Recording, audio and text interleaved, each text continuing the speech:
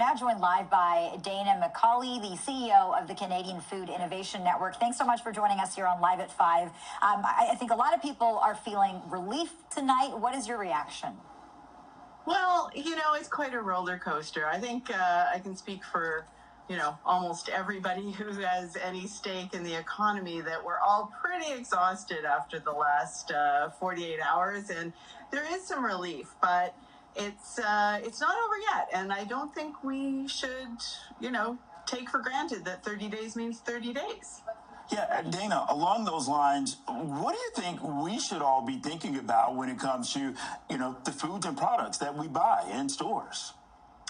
Well, I think that we all need to, as citizens, keep in mind that Canada has the safest, best food in the world and do whatever we can to help the Canadian businesses who are pivoting. I thought we were done with the word pivot after the pandemic, but we want to help them to pivot and get ready for whatever else is coming by supporting them with as many sales as possible.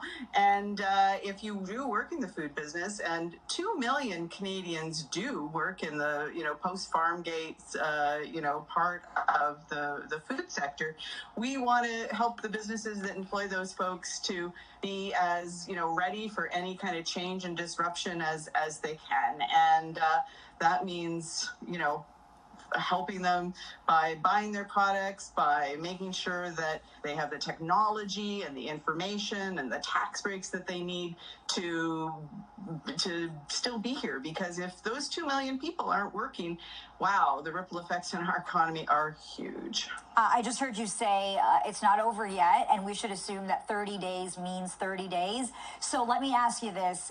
What exactly are you worried about once the 30-day period is over?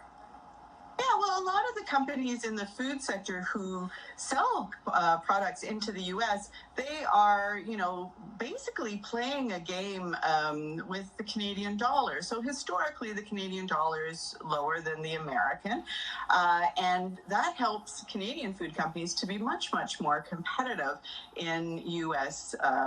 markets. But, if we have goods that we